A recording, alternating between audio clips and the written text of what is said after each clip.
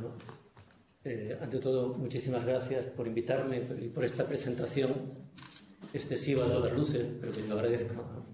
Y me alegro muchísimo más estar en este momento aquí en el que se celebra ni más ni menos que la mayoría de edad de una revista, ¿no?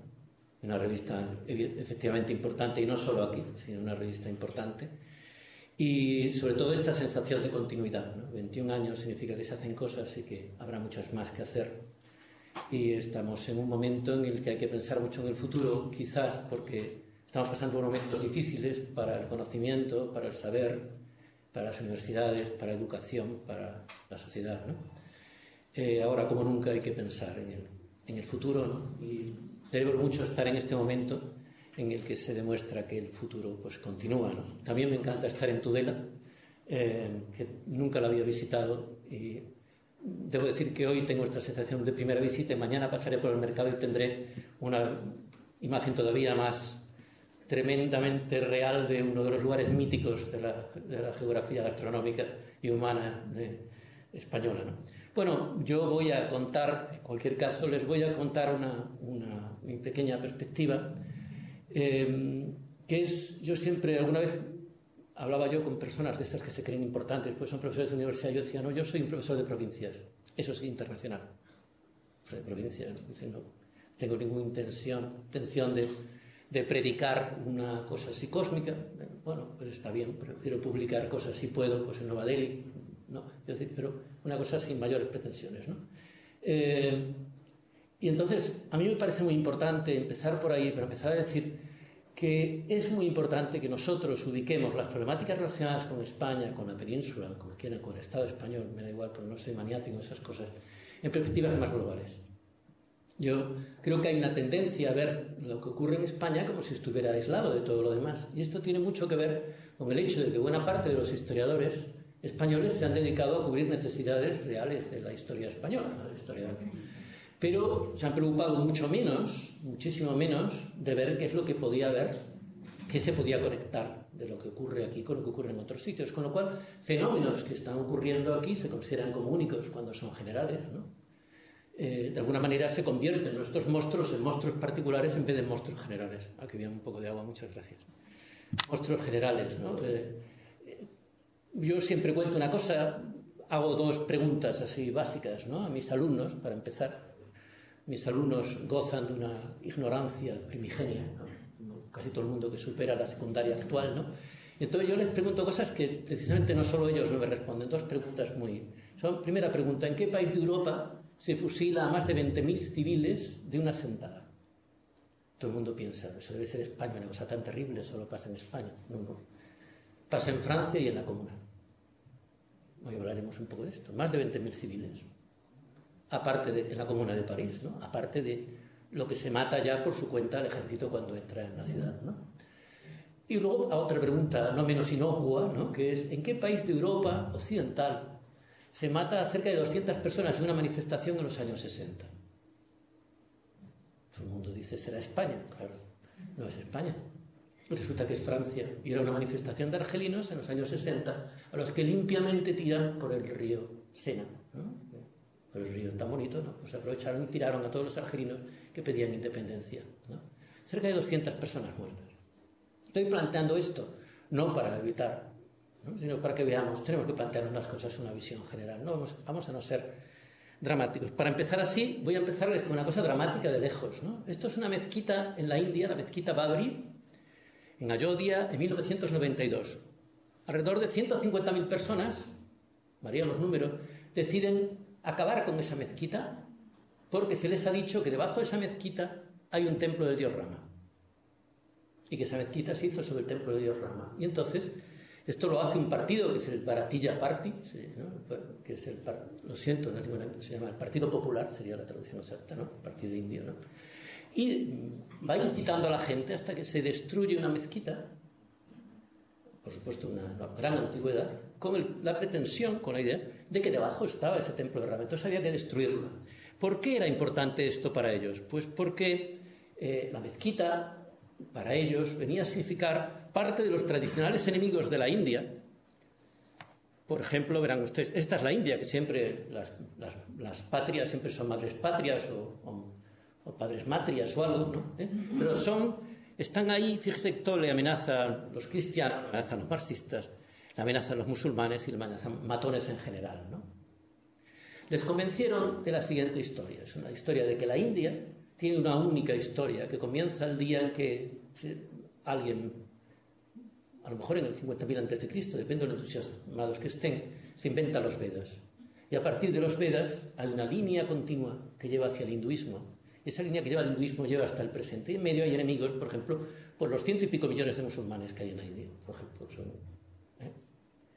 Y como es así, entonces tu historia es la historia de cómo tu vieja esencia nacional, que viene de los Vedas, llega hasta el presente. Y cómo todos los enemigos intentan destruirla. Y cómo entonces lo que tienes que hacer es defender a esa madre herida, ¿no? Una esencia siempre lleva consigo un proyecto que es las políticas, militarizar a los hindús, ¿no? Que todo lo que respiremos sea hindú. ¿Pero qué es lo hindú? Fíjense ustedes, lo gracioso, lo dramático de esto. Esto viene ahora para que vean qué distinta es la realidad, ¿no? Eso era Hércules, al que le estaba espantando las moscas a Buda. Ahora vendremos a Hércules, ¿no?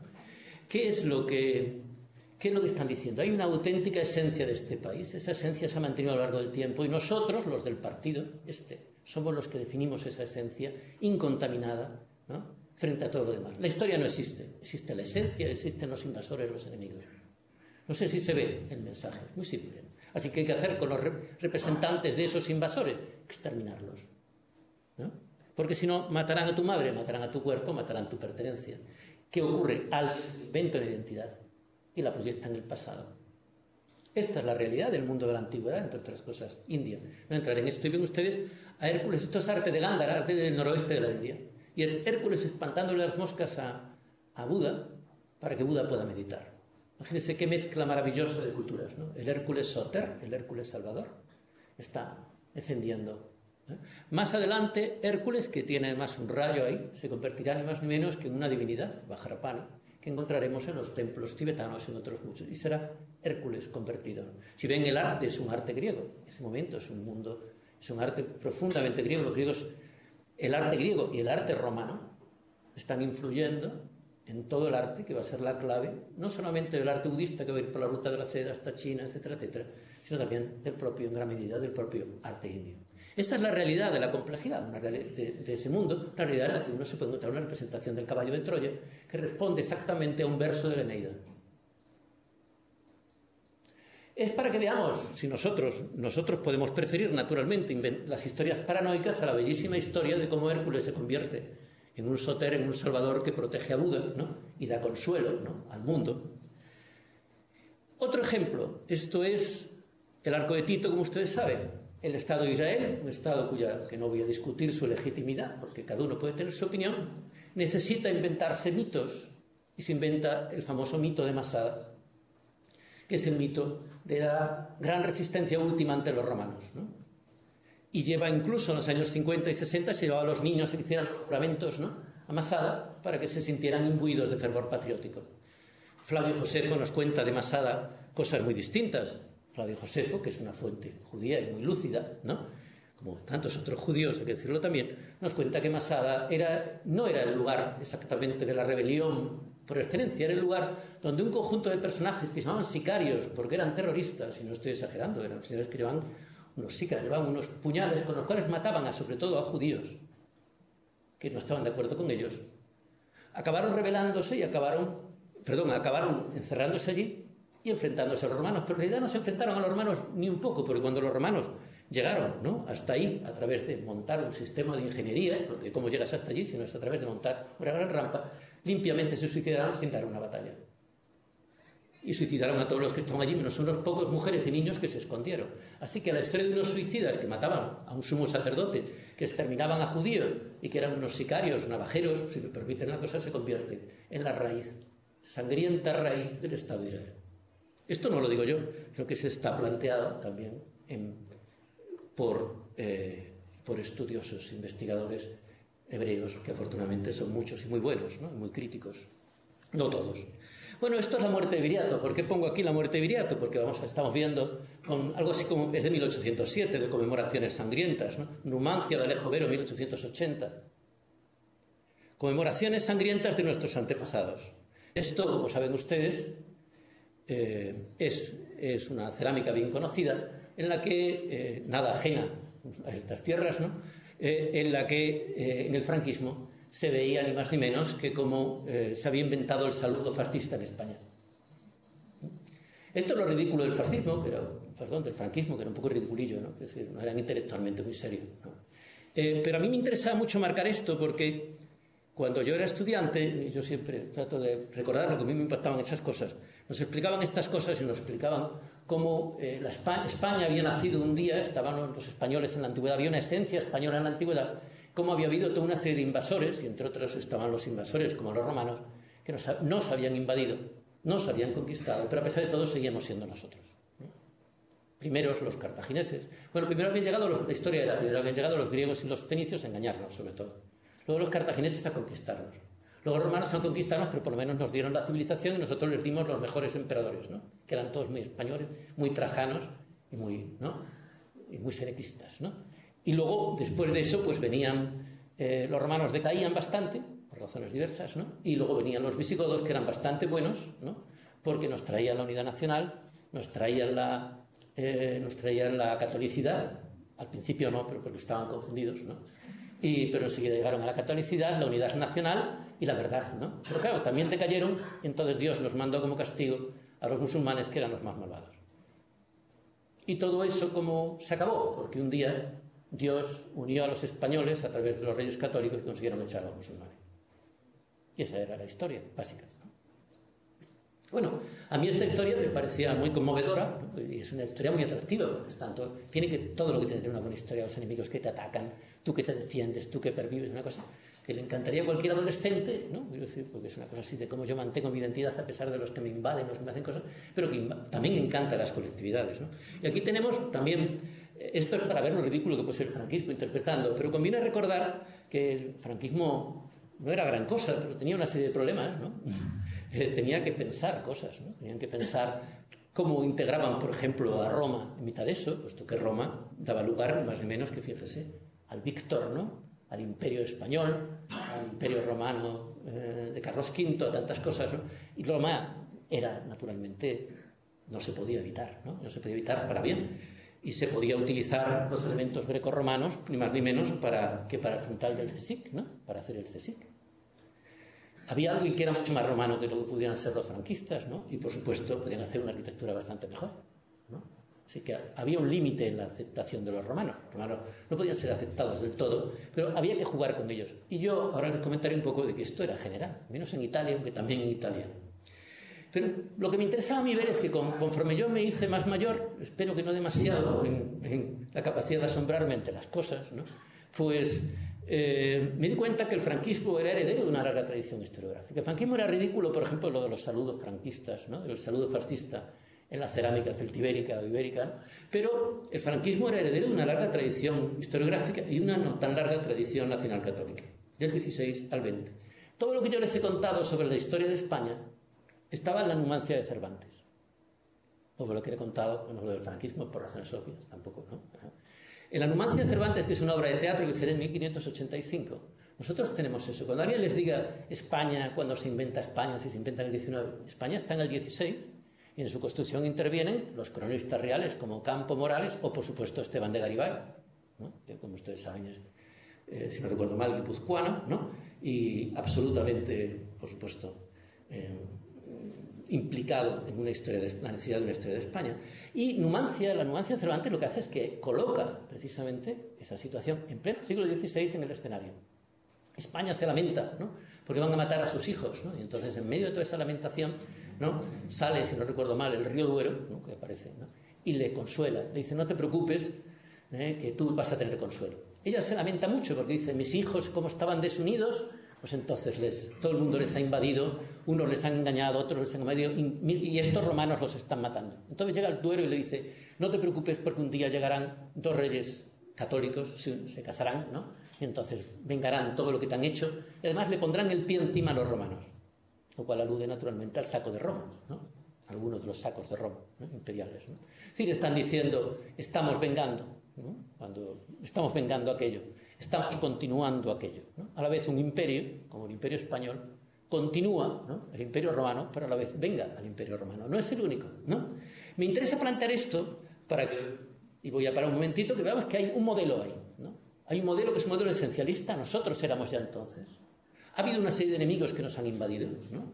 Y tú planteas una identidad que es una identidad amenazada, ¿no?, que culmina, los tiempos culminan cuando se consigue por fin que esa unidad se convierta en una unidad política. Esto es un modelo de manual que no está en el franquismo, sino que está en el siglo XVI y que continúa en la historiografía española hasta el XX. Hay una adaptación, ¿no? Hay adaptaciones, porque que duda cabe que hay que adaptarlas, ¿no? Pero, por ejemplo, voy a señalar aquí, ¿no?, estamos tan cerca, ¿no?, que la Zaragoza, ¿no?, pues como modelo, ¿no?, es ni más ni menos que la Numancia. En la Zaragoza, asediada por los franceses, se representa la Numancia de Cervantes.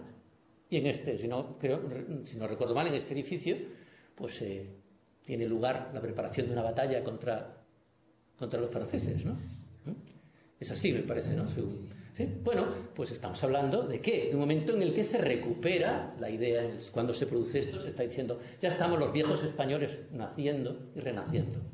Y se adapta, ¿no? La guerra de independencia no es más que la continuidad de ese modelo de guerras, ¿no? Por otra parte, no es solo en España. Es un tema europeo. Voy a dar una visión muy breve, porque a lo mejor dicen ustedes que raros somos aquí, o son ustedes, depende de cómo se ponga uno, ¿no?, en España con este tema, ¿no? Desde el 16 están inventándose historias, ¿no? Es un asunto europeo y que tiene que ver con que en la época de los nuevos estados del 16 en particular, se exigen historias, ¿no? Los cronistas españoles, por ejemplo, te cuentan, han llegado unos embajadores de tal sitio y dicen, ¿cómo es que ustedes no tienen una historia seria? Había que tener una historia seria, ¿no? Y una historia seria, no necesariamente una historia seria como nosotros lo entendíamos, pero es una historia que comience, que te cuente una larga historia y que lo haga en claves humanísticas. Y para eso, naturalmente, se utilizaban las fuentes grecorromanas. Y, naturalmente, había que empezar en la antigüedad, donde estaba esa esencia española, ¿no? También pasa en otros lugares. Permítame un momento, quizá una de las obras de arte más impresionantes que yo voy a presentar hoy, El juramento de los bátavos de Julius Kivilis de Rembrandt. Recuerden que en Java, la capital de Java, se llamará Batavia. Pero a lo mejor les gustaría también ver un ejemplo francés, ¿no? Petrus Ramus, en su De Moribus Veterum Galorum, de las costumbres de los viejos galos. Una exaltación de los galos como antepasados. Así que no estaban solo los iberos, celtíberos, etc., ¿no? Pero lo más importante de todo, se descubre la Germania de Tácito en 1455. Alguien escribió un libro que se llama uno de los libros más peligrosos de la historia, porque naturalmente se va a identificar la Germania de Tácito, la exaltación de las virtudes germanas, con los alemanes actuales del 16, ¿no? Y Lutero va a hablar de la pureza germánica contra Roma. La Roma católica, la Roma papal, sería la degeneración, la continuación de la Roma pagana. Y ellos serían los viejos germanos. ¿Se ve la dinámica? Es una dinámica de identificación con antepasados. En este caso, de identificación de antepasados supuestamente no conquistados, supuestamente incólumes, que llegarían hasta el presente y aportarían. Aquí tenemos un grabado de 1543 con Arminio como uno de los 12 reyes y señores de la nación alemana. Estoy haciendo esto para que vean ustedes que no estamos hablando de fenómenos locales y que cuando hablemos también de los fenómenos de usos, que evidentemente Numancia es un uso, pero también de otros usos, ¿no?, estamos hablando de fenómenos europeos generales que se proyectan también, y por eso he planteado el comienzo, se proyectan ni más ni menos que en el mundo colonial. Son los ingleses los que le hacen a los indios construir una identidad india. No existía una identidad india propia, con pretensiones políticas en la India cuando los ingleses llegan. Es más, fíjense que hay dudas hasta de que exista la palabra hindú. Y sin embargo, la llegada de los ingleses tendrá como consecuencia que muchos indios empezarán a pensar, ¿qué es ser hindú? Vamos a ser hindús de otra manera, vamos a renovar la vieja condición de ser hindú. El 19 continúa con todas estas cuestiones, y no solo en España. Los cuadros eran del 19 y ese es uno de los puentes que llegan hasta el franquismo.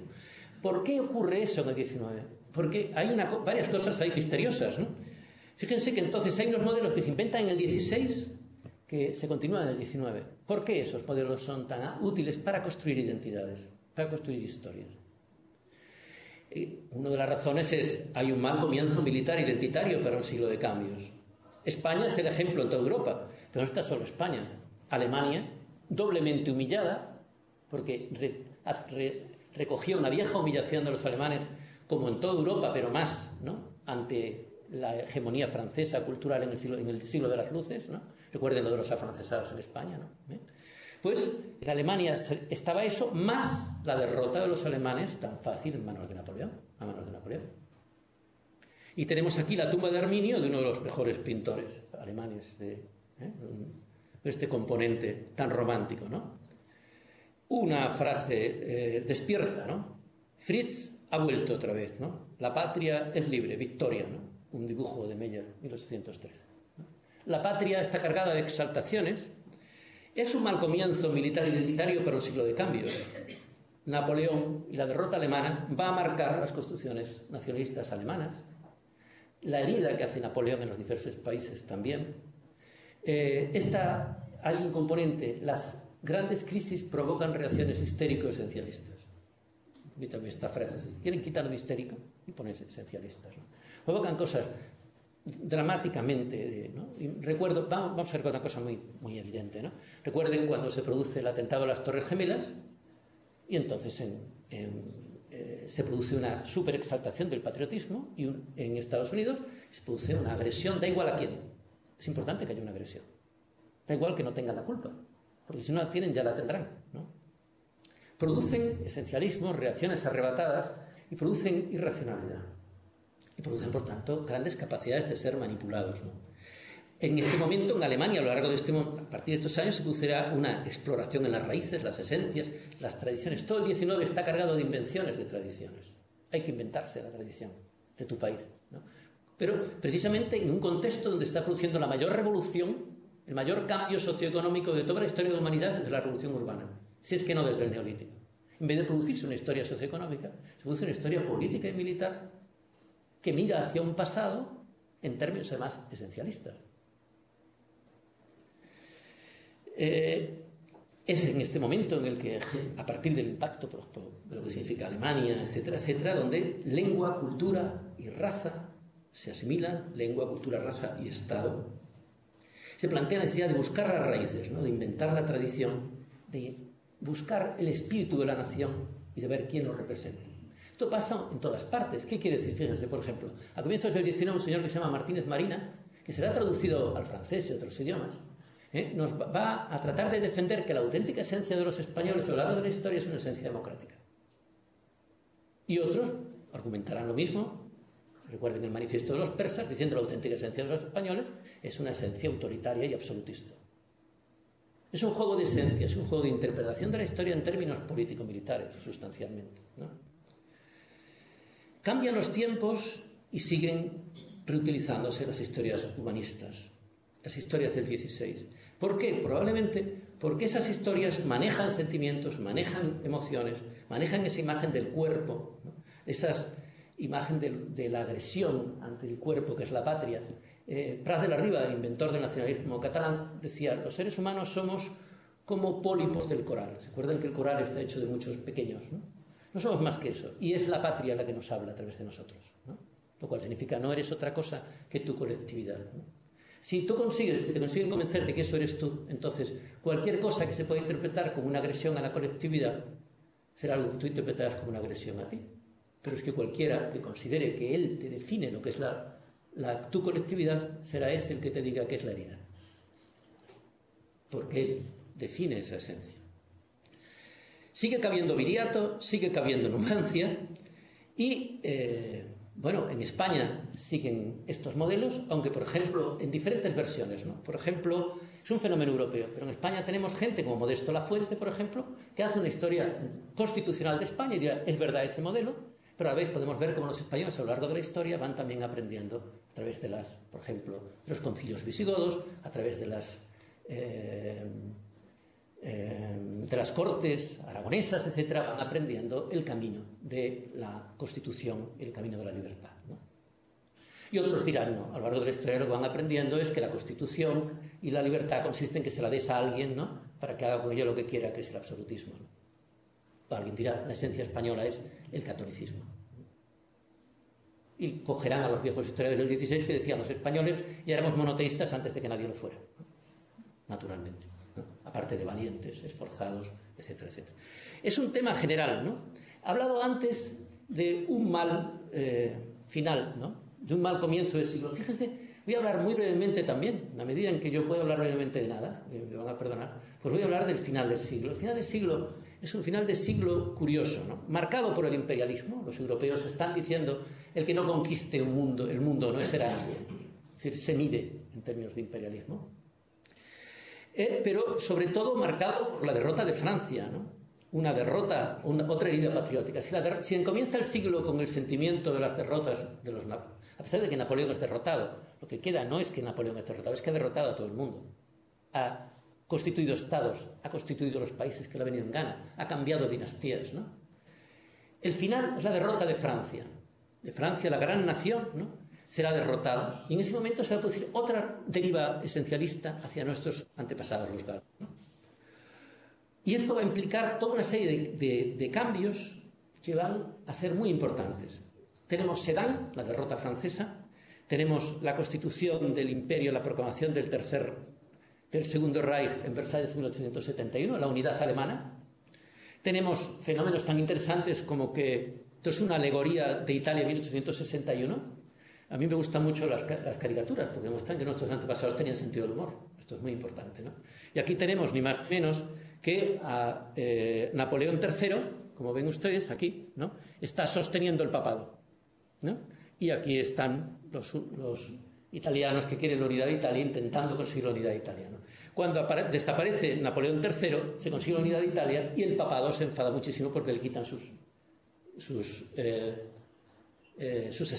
estados, digamos, sus bienes temporales, y se queda reducido al Estado del Vaticano. Esto implica un componente tremendamente conservador en la Iglesia que refuerza ese tipo de cosas, ¿no? Es decir, se produce una huida hacia adelante. También es el momento en que esa derrota está unida, ni más ni menos que esta, que me parece una imagen escalofriante y que es una fotografía que demuestra además ser uno de los primeros grandes momentos de la historia en la que las fotografías se están utilizando en la propaganda política, ¿no? Muy interesante. Estos son comunards, ¿no?, muertos dentro de los 20.000 que yo les hablaba, ¿no? Hay que construir Francia, pero hay que construirse Francia tratando de olvidar a los comunards, ¿no? Hay que construir una Francia que impida, ¿no?, en eso están de acuerdo casi todos, que impida el conjunto de ideologías que den lugar a la comuna. Estoy hablando en términos neutros, ¿no?, sino de cuáles son las necesidades que en un momento determinado se sienten, ¿no?, en medio de debates sobre de quién es la nación. Fíjese esto, sobre la escuela laica, ¿no?, la República y la Iglesia, imágenes, ¿no? Esto es una caricatura también de la época, ¿no? Y es un debate. ¿El Estado es de la Iglesia o el Estado deben controlar las cabezas, ¿no? Es un debate tremendo. A mitad de todos esos debates, ¿no?, se produce una reivindicación del esencialismo francés. Nuestros antepasados los galos, Vercingétorix, Vercingétorix, ¿no? Ahí tenemos ese momento, ¿no? Ahora, tenemos, esto es un poco antes, se erige una estatua, fíjense qué enorme, ¿no?, un poco antes, y esto es Juana de Arco y Vercingétorix dándose la mano a través de los tiempos, ¿no? A través, ¿no?, Francia, ¿no? Y tenemos la llegada de este tema, claro, al Astérix, ¿no?, y Obélix, ¿no?, también como... Bueno, estamos hablando de un momento en el que se reivindican los galos, y se reivindica los galos como se reivindican los germanos. Pero cuando se dice reivindican los galos, se está diciendo, nosotros somos los galos. Ya pudieron venir los franceses, los francos, que los francos no hicieron franceses, nosotros ya estamos preparados. Vienen los romanos, que nos dan la unidad que nos hacía falta, pero nosotros ya éramos los galos. Y eso es curioso, porque eso va a ser aceptado por casi todas las corrientes, prácticamente todas las corrientes políticas en Francia. También las que van a imponer la Iglesia única, la escuela pública y única, que entre otras cosas va a ser vista como un mecanismo para acabar con las lenguas que no eran la lengua oficial. Que entre otras cosas ustedes saben que Francia tiene al menos 5 lenguas, ¿no?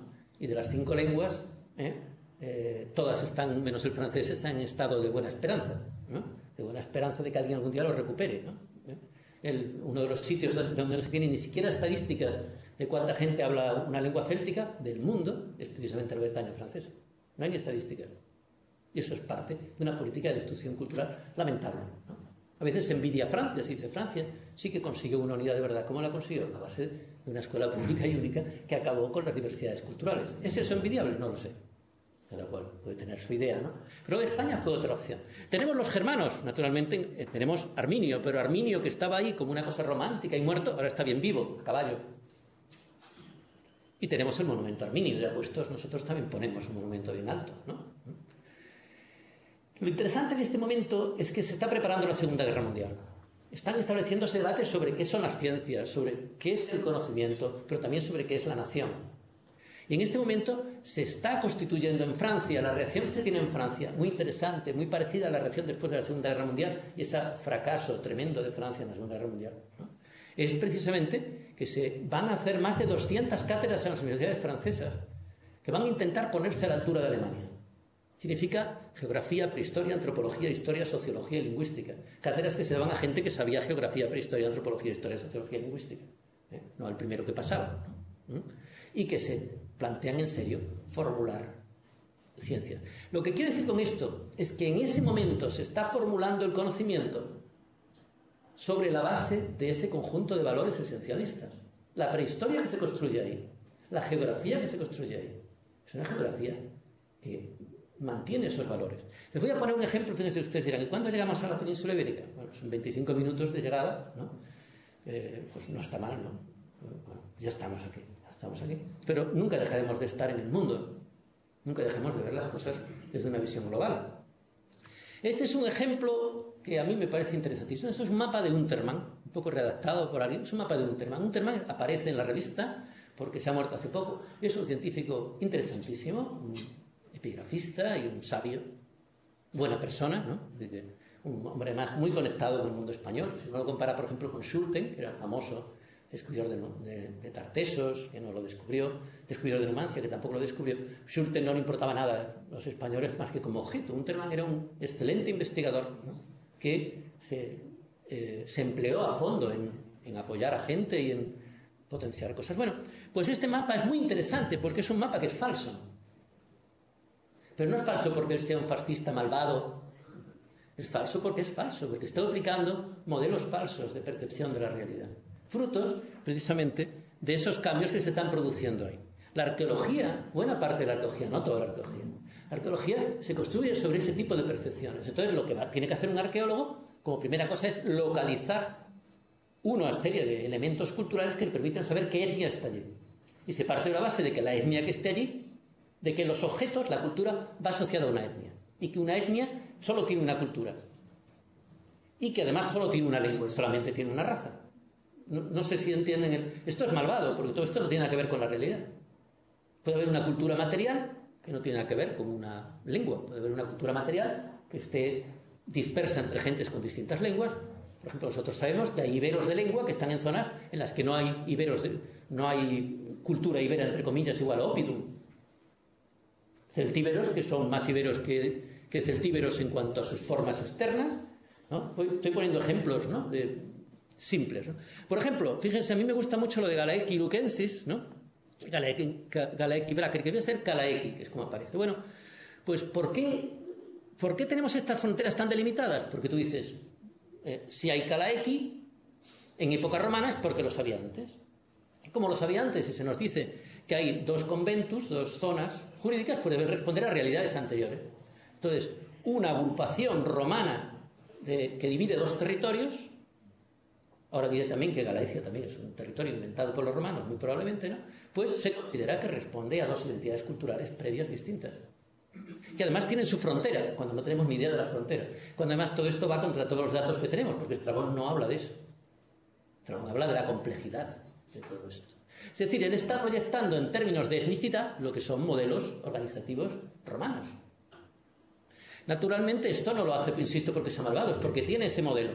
Y tiene un modelo de continuidad. Y otros más tiene un modelo esencialista. Y podemos decir todo lo demás. No sabemos dónde están los lusitanos realmente, ¿no? Es muy complicado saber. ¿Y a qué se llaman los lusitanos? ¿A qué se llaman los lusitanos en cada momento? La provincia de Lusitania es otra cosa. Y podríamos, y hablaremos luego también de los vascones, ¿no? En este sentido, ¿no? Me interesa a mí, como además persona nacida en Galicia, pues me interesa empezar un poquito con Galicia, ¿no? Un poquito, para más, creo que hay un par de oyentes en Lugo a los que saludo fraternalmente, ¿no? Pues aquí estamos, ¿no? ¿Quién inventó Galicia? Fíjense, el señor Junio Bruto, un romano, ¿no? En el año 137 llega desde Lusitania y derrota a lusitanos, que ya lo habían hecho varios, ¿no? Y además hay una batalla en la que vienen también unos llamados Calaiki. Entonces el señor Junio Bruto lleva un poeta que es Aquio, ¿no? Famoso poeta, ¿no? Y entonces este hombre le hace un poema como tiene que ser. Además, él hace también lo que hay que hacer en Roma, que es hacer un monumento en Roma. Roma es una ciudad muy pequeña, la Roma auténtica, y los que cuentan son 200 familias, con mucho. Si tú colocas un monumento en Roma, todo el mundo en Roma sabrá lo que tú has hecho. Y él hace un triunfo, le hace un triunfo sobre lusitanos y Calaiki. ¿Por qué sobre Calaiki? Porque había derrotado a Calaiki, pero también porque ya había más triunfos sobre lusitanos, ¿no? Los Calaiki además están asociados a ese más allá, ¿no? Donde ya al final del mundo, cuando además los propios soldados romanos se cuentan, ¿no? Piensan que ya van a llegar un momento donde van a atravesar el río Leteo, van a olvidarse de la tierra patria, en fin, todo un mundo extraordinariamente mítico, ¿no? Bueno, pues en ese contexto, él habla de la derrota de los Calaiki. No nos vamos a encontrar referencias a Calaiki como pueblos prerromanos. No aparecen como pueblos prerromanos específicos en Estrabón, a pesar de alguna enmienda, algún texto. ¿Quiénes son los Calaiki? ¿Dónde están los Calaiki? Pues lo único que sabemos es que un día, por lo menos desde mi punto de vista, un día los romanos decidieron llamar Calaiki a los habitantes de una zona que estaba más allá. Permítame una pequeña demostración de imaginación, ¿no?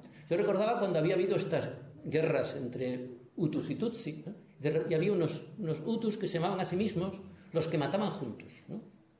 Los que matan juntos. Es un nombre bien espantoso, ¿no? Pero muy apropiado para todos estos temas un poco de carniceros, ¿no?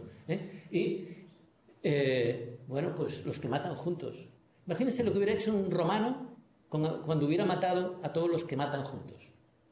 Y hace un triunfo sobre los que matan juntos. Y tiene allí la frontera y dirá, los que están allí se llaman todos los que matan juntos. Puede que no sea otro fenómeno que el que hay aquí. Así que no podemos decir, ¿cómo se enfrentaron los Calaiki a los romanos? No se enfrentaron a los romanos, no había Calaiki. Era otra cosa. Y fíjense además, voy a contarles dos datos que a mí me parecen interesantísimos, ¿no? Cosas que no se suelen contar. A mí me sorprende, porque me parece que deberían ser el centro del debate, ¿no? Se habla, lo que se ha dicho tradicionalmente que hay en la zona de Galicia es la cultura castreña. Bueno, cultura castreña de los castros, etc. Bueno, buena parte de los castros, algunos amigos míos y amigas dirían, la mayor parte de los castros son de época de Augusto. Y todos los más importantes o se renuevan en época de Augusto, o se hacen nuevos en época de Augusto. Fíjense qué cosa tan extraña, ¿no? La cultura castreña, entre comillas, se genera bajo el poder romano. Es posible que una de las claves para esto esté en un bronce, que es bien bonito. No sé si ustedes aprecian, bueno, su belleza física puede ser, pero sobre todo como texto. Es un texto en el que Augusto habla precisamente de una zona pacificada, la zona de León, pero del mismo mundo, en el que se habla de Castela, de Castela, un castellum, ¿no? Un castillo, lo que se considera como las Cs invertidas, y se habla también de una gens a la que pertenece o sea, un colectivo al que pertenece. Mi hipótesis es que lo que se está contando es ni más ni menos algo muy en relación con toda esta cuestión. Los castros, la reestructuración entera del paisaje que hace Augusto se corresponde con generar una serie de centros que naturalmente llaman castela o castellum, pues son pequeños campamentos, que tienen una serie de obligaciones respecto a Roma. Y esas obligaciones respecto a Roma son fundamentalmente obligaciones que tienen que ver con la defensa del territorio, con el control del territorio, y tiene que ver eso con las guerras contra astures y cántabros, y tiene que ver con que es una zona productora de oro, que es un metal absolutamente estratégico. Es posible entonces que se haya producido toda esa reestructuración de los castros, tenga que ver de la población, tenga que ver entonces ni más ni menos que con una formulación nueva del conjunto del territorio para ponerla al servicio de los romanos. Y si los romanos colocan a gentes en diferentes lugares, no les obligan a hacer lo que yo llamaba una vez el modelo Monty Python de romanización, ¿no? Si se acuerdan ustedes de la vida de Brian, ¿no? Hay un momento en que un centurión encuentra a uno haciendo una pintada antirromana y le riñe porque ha puesto Rosam en vez de Rosae, ¿no? No les importaba a los romanos que la gente hiciese las cosas en latín puro, no les interesaba el latín. Si tú reestructuras la población, que quieres que la gente monte pronto sus espacios. ¿Y qué espacios? ¿Qué hacen? Pues hacen castra. Hacen pequeñas zonas con elementos circulares, ¿no? Cabañas circulares, a la vez que naturalmente en otros sitios hacen castros más grandes y a la vez que en otros sitios naturalmente pueden hacer ciudades a la romana. Quiero decir que la Galicia, como entidad, no solamente puede haberse constituida por los romanos, en este sentido, sino que además es posible que la articulación específica que se hace en Galicia del territorio que se hereda a lo largo de los siglos sea también romana. ¿Qué hacemos con eso y con el uso entonces del celtismo gallego? Y de los castros como gran componente de identidad de la cultura gallega desde los orígenes de los tiempos. Un ejemplo de cómo la realidad puede, perdonen un segundo, puede hacer las cosas un poco difíciles para determinadas formulaciones esencialistas del pasado. Voy a hablar un poco de algo parecido, que es la construcción del nacionalismo catalán por Prat de la Riba. Prat de la Riba constituye, a finales del siglo XIX, como ustedes saben, comienzos del XX, es el que formula la identidad catalana, ¿no? Como identidad autónoma, independiente, que no tiene nada que ver con la identidad española, que no tiene nada que ver con nada, ¿no? Y escribe, les voy a leer un texto. ¿Les parece bien? Así dejan de escuchar. Bueno, no dejan de escuchar a mí, lo siento, pero bueno. Dice, la tierra catalana, esto es la tierra en la que se habla la lengua catalana, ha sido conocida con diversos nombres en las diferentes edades de su historia. En el año 1500, antes de la llegada de Jesucristo, los egipcios, que por entonces eran la nación más civilizada y más poderosa, la nombraban Sardania.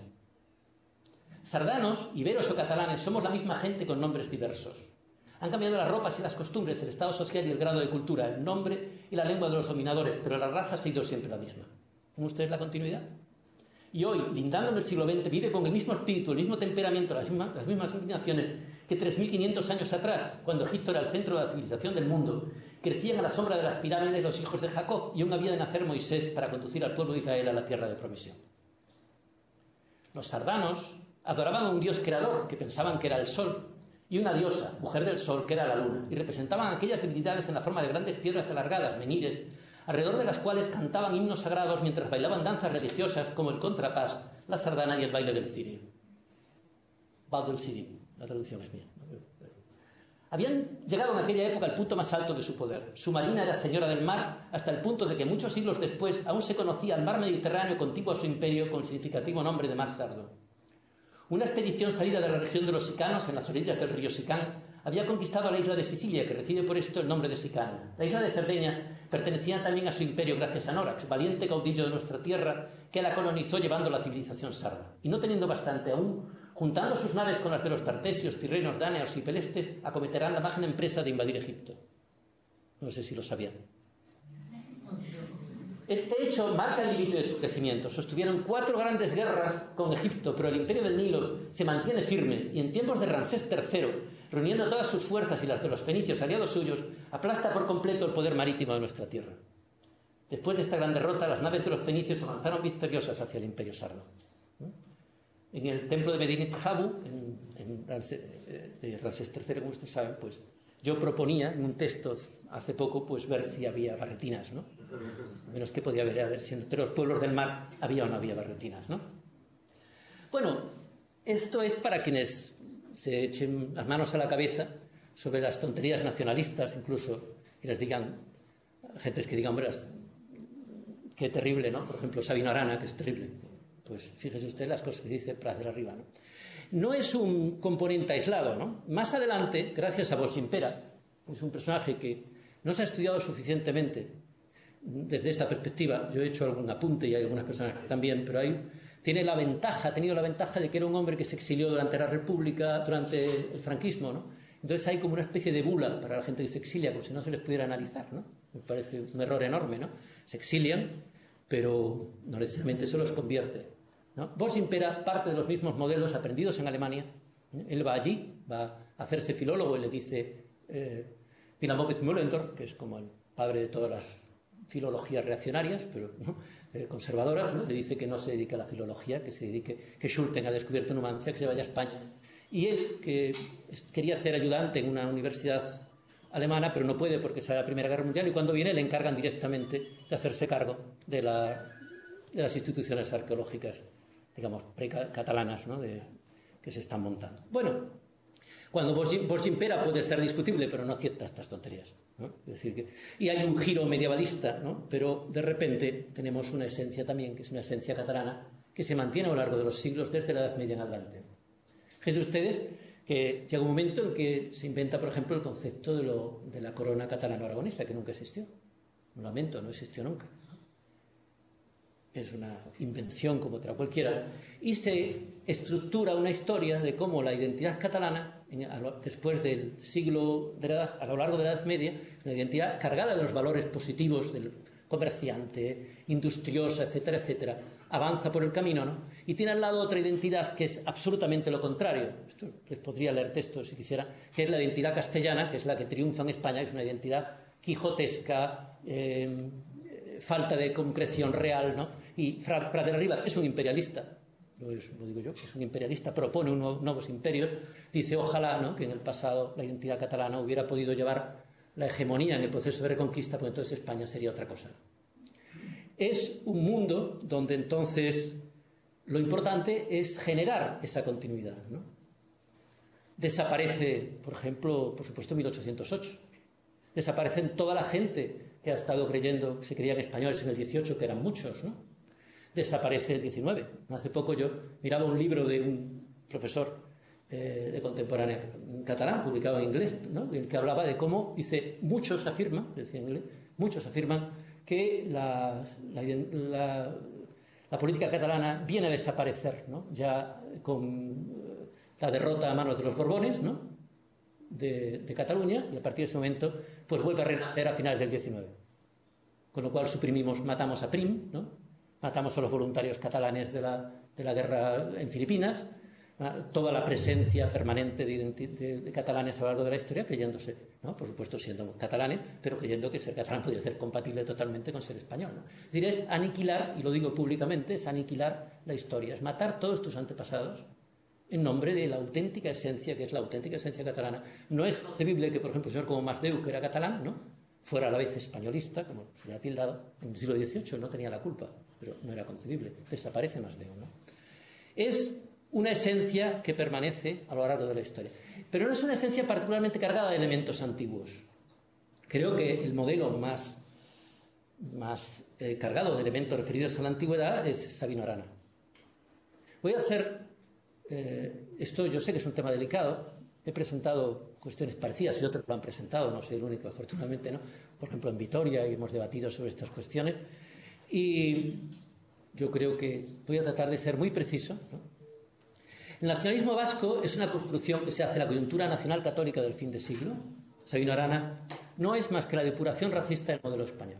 ¿Qué decía el modelo español? Los españoles habíamos continuado a lo largo de la historia, ¿no?, y habíamos sido puros, habíamos mantenido nuestra identidad. ¿Dónde se mantenía esta identidad en particular? Pues en los lugares que se enfrentaban a los romanos, ¿no?, por ejemplo, evidentemente en Cantabria, ¿no?, en Asturias o en la Celtiberia, ¿no?, y donde luego, pues en los lugares que se habían enfrentado a los musulmanes, ¿no?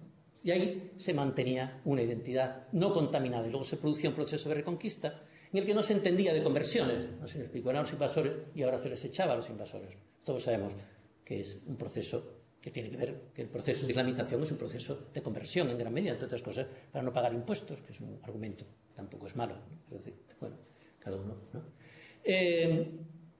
¿Y qué es lo que dice Sabino Arana?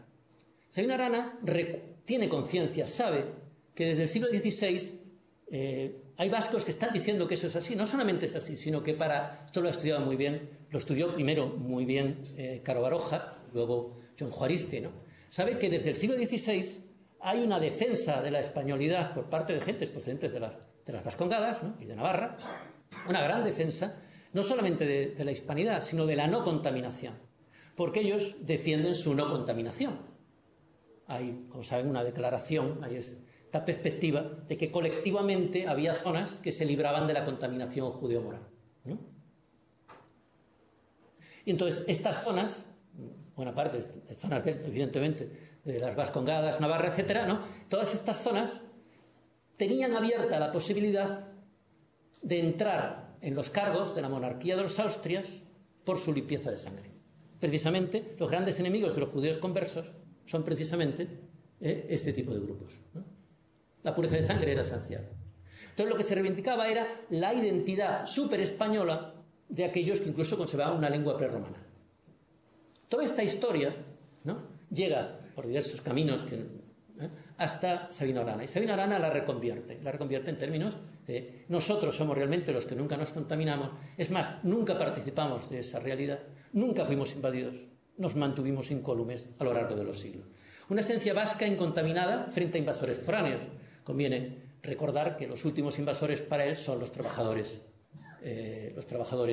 maquetos, ¿no?, lo escribe así, inferiores racialmente y culturalmente, que además, como no tienen la sangre vasca, o vasco-navarra, como ustedes quieran, tienen la auténtica sangre, ¿no?, pues entonces están abiertos a cosas perversas como el socialismo o el liberalismo, y incluso la libertad de costumbres, ¿no? Esto no son textos, ¿no? Es decir, ustedes saben que esto es lo que es, ¿no? Pero ¿qué significa eso? Fíjense que es la negación del contacto en el pasado, significa la negación de la participación de otras esencias, significa la negación de la historia, significa también la muerte de los antepasados, ¿no? Los antepasados no podían, evidentemente, haber participado de ese mundo de abominaciones, ¿no? Y si participaban sabiendo que ellos eran otros, ¿no? Todo esto tiene su corporización de la esencia de la ciencia, ¿no?, en una manera de entender de cómo la prehistoria defendía la existencia de la raza vasca, una esencia vasca incontaminada, ¿no? Esto, con algunos matices, lo representa, por ejemplo, José Miguel Parandiarán, en una crítica espléndida de Almagro Gorbea. Pueden ustedes bajarse de internet, una crítica con los análisis de ADN y todas las cosas a este tipo de conceptos, ¿no? Que es profesor del Seminario Conciliar de Vitoria, rector del Seminario Aguirre, y es, entre otras cosas, esto lo señala Almagro Gorbea como eso es un componente absolutamente esencial para el adoctrinamiento de generaciones enteras de sacerdotes que van a tener ese modelo, porque es también el modelo salvífico, es un modelo de cómo el pueblo auténticamente no contaminado se revuelve contra la contaminación exterior, que es un modelo absolutamente bíblico, ¿no?, y absolutamente perverso, si me permiten, ¿no?, porque es la negación de la historia y del encuentro. La prehistoria al servicio de la nación, podríamos decir, ¿no? Pero hoy en día sabemos que todas esas formulaciones son falsas. Es falso el RH, es falso el tema de los famosos cráneos. Sabemos que el ADN, las análisis de ADN no han dado apoyo a ninguna de estas cosas. Sabemos que el País Vasco, su mundo, y Navarra, ¿no?, su mundo prehistórico, su mundo absolutamente implicado de todos los procesos que hay en todos los territorios alrededor. Sabemos que no solamente está absolutamente implicado, sino que es muy diversificado, no hay una unidad, ni hay unidad externa, ni hay no contacto. Léanse el libro de Almagro Gorbea, yo nunca podré escribir un artículo como ese, ¿no?, incluso en cosas en las que estoy en desacuerdo porque no soy especialista. Sí, un poquito más, no mucho, de historia antigua, ¿no? Esa imagen de la unidad étnica territorial vasca, ¿no?, y la Roma escarnecida, la Roma que nunca llegó a conquistar. Esto es una cosa tan absolutamente falsa. Cuando digo absolutamente falsa, quiero decir absolutamente falsa. Entonces vamos a dar algunos toques de realidad. El euskera en el actual País Vasco es una cosa, pero el euskera en lo que hoy llamamos País Vasco hace 2000 años era otra. Sabemos ya que no hay absolutamente ninguna prueba de que en el actual País Vasco se hablara vasco. Esto no hay pruebas. Y esto se sabe, he hablado un par de cuestiones metodológicas, por los hidrónimos y los topónimos.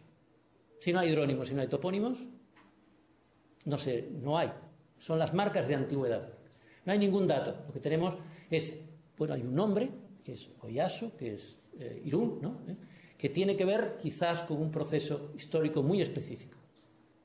Así que no es así. Todo lo que tenemos de información de esas zonas lo asocia en realidad con los mundos alrededor. Y todo apunta a que los pueblos de estas zonas son pueblos indoeuropeos sinocéntricos. Estos son los datos. Perdón, ¿qué libro recomienda usted? ¿Perdón? ¿Qué libro recomienda usted?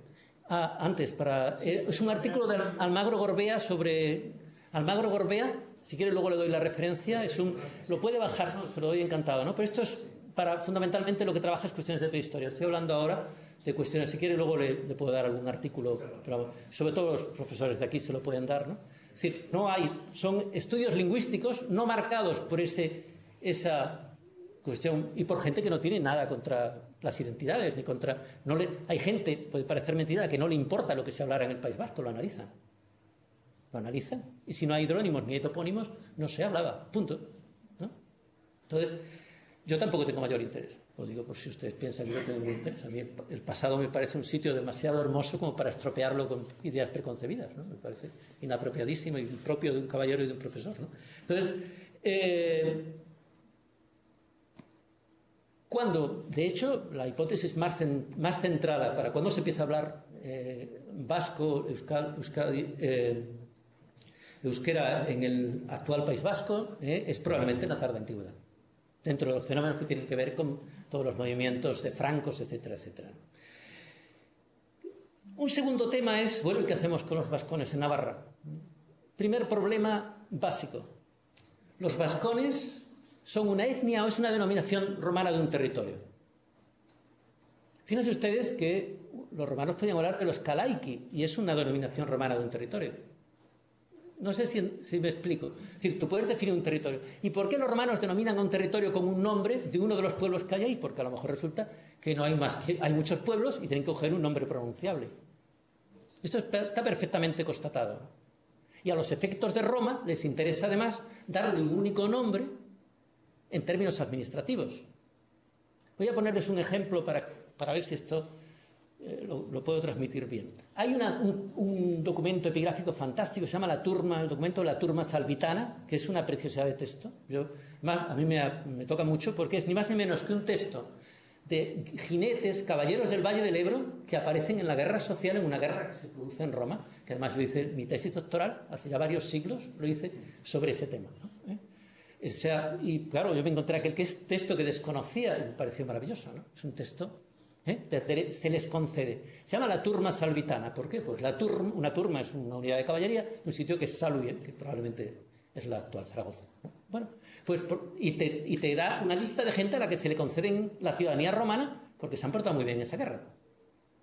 Pues fíjense ustedes que los señores que aparecen ahí, solamente una parte son de Saluye. Entonces, imaginan a los romanos diciendo, vamos a llamarle a esta turma con 300 nombres. Porque ven la gente de 300 sitios, cogen el nombre más pronunciable. Y eso ocurre igual con las fuentes romanas y con las fuentes griegas.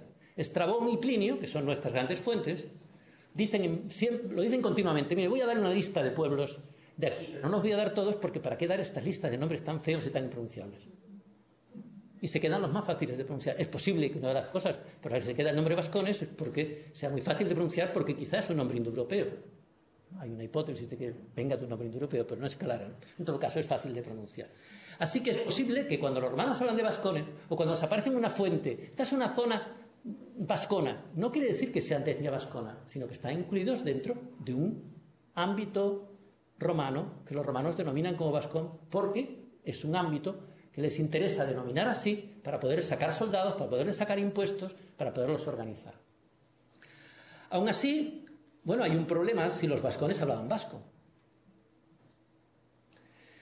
Pues lo que tenemos la certeza absoluta es de que en el mundo de la actual Navarra, podríamos decir, lo que se hablaba eran muchas lenguas. Con certeza el latín a partir de un momento determinado, con certeza ibero, con certeza celtíbero, quizá alguna otra lengua indoeuropea, y a partir de un momento determinado euskera. En una zona muy específica, debo decir, no en todos los terrenos, en una zona específica, tenemos muy pocos ejemplos de que se hable. Entonces te dirá, hombre, pero puede haber más, claro, pero nosotros tenemos que funcionar con los datos, ¿no? Que tenemos, y los datos que tenemos es lugares restringidos, no espacios no muy grandes, y junto con otros más. Es decir, siempre ha habido zonas en la actual Navarra, como siempre, lo mismo que podíamos decir en la antigüedad, no se hablaba, habría alguien seguro que hablaba euskera en el País Vasco, ¿no? En el actual País Vasco, en el territorio del actual País Vasco, pero aquí podemos estar seguros de que había multiplicidad de lenguas y que incluso había zonas donde nunca se llegó a hablar, en la antigüedad nunca se llegó a hablar euskera. Incluso después, tampoco. Pues se hablaba latín, se hablaban todas las lenguas posibles. Incluso hay la posibilidad de defender una hipótesis que ustedes no necesitan creerse, pero que se puede formular con los datos que tenemos en la mano y que yo la formulé hace un tiempo. Y resulta que la información que tenemos sobre gentes que hablen vasco, que hablen euskera, en Navarra, que sería donde, ¿no?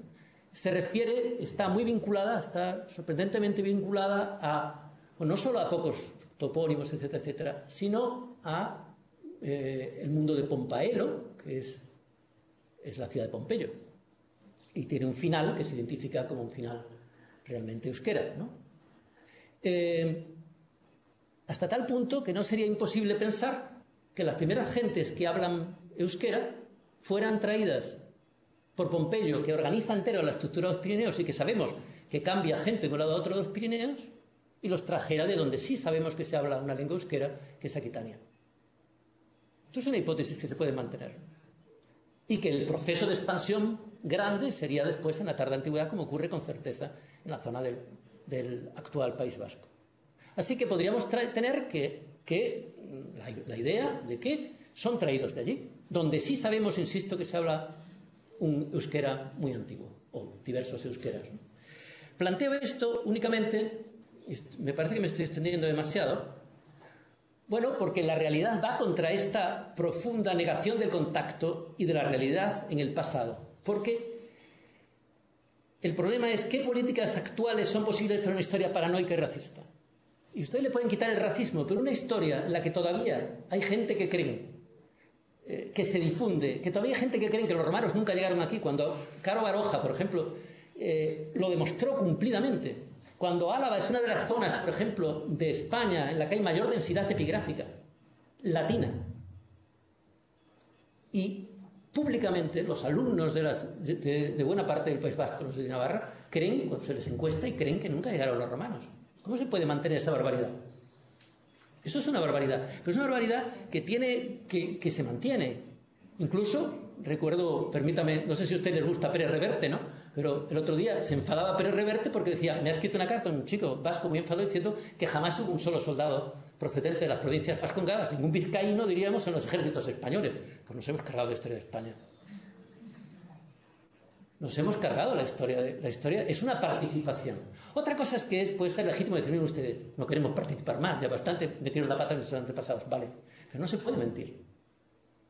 Porque es negar en el pasado, y es imposible ser obscenamente inmoral en el pasado y ser limpio en el presente. Es imposible negar el contacto en el pasado y decir, no, nosotros que somos nosotros, pero a la vez nos encantan los demás y vamos a tener una estupenda relación con los demás. Porque ese nosotros, que se identifica con aquel señor que no existe de hace 2000 años, ha sido inventado. Y ha sido mal inventado. Algo parecido, para que no se crean, vengo de Andalucía, ¿no? Y vengo de Málaga, ¿no? Donde vivo actualmente, y bueno, podemos ver una invención parecida de Blas Infante y el ideal andaluz en la segunda década del siglo XX, donde entonces él dice, ¿quiénes somos los andaluces? Y le da la vuelta al revés al modelo español. Nosotros no somos los inmensos, los grandes resistentes, somos esa gente tan absolutamente culta, ¿no? Que empezamos con los tartésicos, ¿no? Que éramos la primera gran cultura de Occidente. Debo decir que esto es un invento de Schütte, pero que no está mal, porque la última cosa que se ha descubierto en Andalucía se ha descubierto en Málaga, y importante, y es ni más ni menos que una ciudad indígena en un lugar que se llama Manilva, en un sitio que se llama Alcorrín, mírenlo en internet, que es una ciudad indígena entre el siglo IX y el VIII antes de Cristo, con 2,5 kilómetros de murallas, indígena, y utilizando elementos fenicios. Así que no está mal, ¿no? Para el siglo IX, VIII antes de Cristo. Bueno, pues para él, en todo caso, se inventa un Tartesos mítico, maravilloso, perfecto, totalmente andaluz, supongo que también gracioso, no sé, pero con donde se produce la gran exaltación de lo andaluz, ¿no? Con los romanos también las cosas van bien, porque fíjense ustedes que Estrabón lo que cuenta sobre la riqueza andaluza, y luego vuelve a haber un bajón y vuelve otra vez a florecer en el mundo musulmán, porque es un mundo más andaluz que musulmán. Esto también es otra cosa que se planteaba en el siglo XIX, ¿no? Y entonces, digamos que lo andaluz va surgiendo, la esencia andaluza surge allá donde puede, ¿no? Es una esencia rica, no es una esencia particularmente combativa, quizá porque es demasiado rico como para ser combativo, podríamos decir, ¿no? Es una vuelta al revés de aquel modelo en el que el sur y el levante peninsular eran esa especie de zonas perpetuamente conquistadas por todo el mundo, ¿no? Que entonces no eran muy, digamos, muy valiosas en un modelo fundamentalmente bélico y guerrero. Es una lectura al revés del modelo hispano. Ustedes dirán, qué bonito, ¿no? Porque en el fondo pues exalta el contacto. Nosotros los andaluces pues tenemos el contacto, el encuentro, somos una cultura abierta a todos. En el himno aparece eso de la... Yo nunca me sé los himnos, tengo graves problemas. Y luego confundo las banderas con los partidos de fútbol. Pero dice algo así como los andaluces seremos por fin lo que fuimos, ¿no? Bueno, pues, y le daremos a la humanidad, no sé, es decir, que nosotros estamos en Tartesos.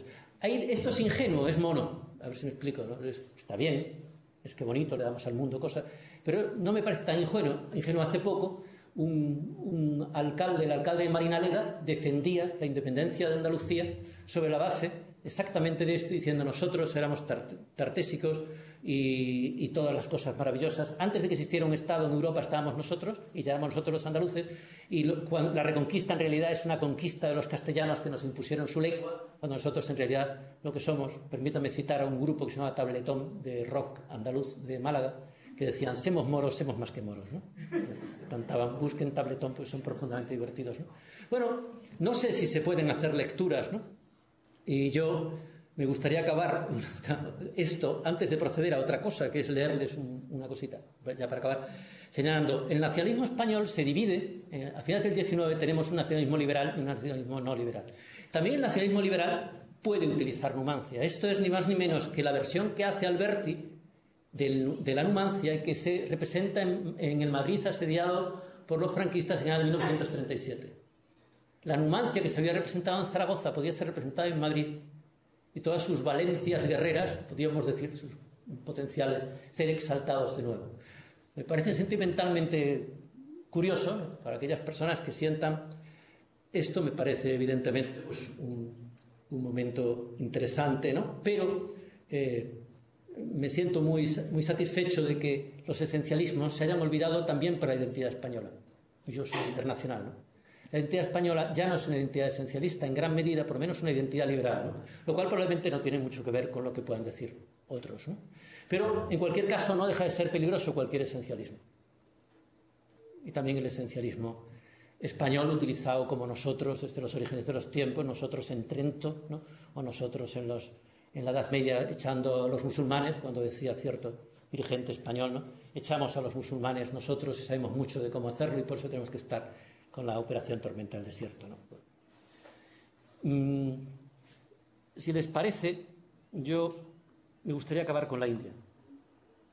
Me gustaría acabar, después de tantas referencias a una historia utilizada para la confrontación y para la guerra. Las historias esencialistas unifican, pero generan la unificación a base de la agresión. Me gustaría acabar con un texto en el que es un texto indio, ¿no? Y que es un texto del Mahabharata que yo me permití medio traducir hace algún tiempo, ¿no? Y es un texto que habla del otro lado, ¿no? Soy muy poco amigo de las guerras y de los conflictos, no digo yo que sea necesariamente pacifista, pero creo que cada vez que nosotros hablamos de tantas incitaciones a la violencia, tantas incitaciones a la guerra y de construcciones identitarias que incitan a la guerra y al enfrentamiento, lo que llamaba Maluf, ¿no? Las identidades criminales, hay que recordar que detrás de esas identidades puede haber mucho dolor. Y entonces, como me gustaría recordarlo como un texto del Mahabharata en el que una mujer describe el campo de batalla después del campo de batalla, después de que se ha producido la masacre, ¿no? Y habla con Krishna, que es el dios al que al final acaba maldiciendo. Dice, me da igual las razones que tengas, pero tú has permitido que haya esta matanza de gente. Dice, mira, Madhava Krishna, mis hijos, vencedores de la fatiga 100 en número, matados casi todos por la maza de Bhima en el combate.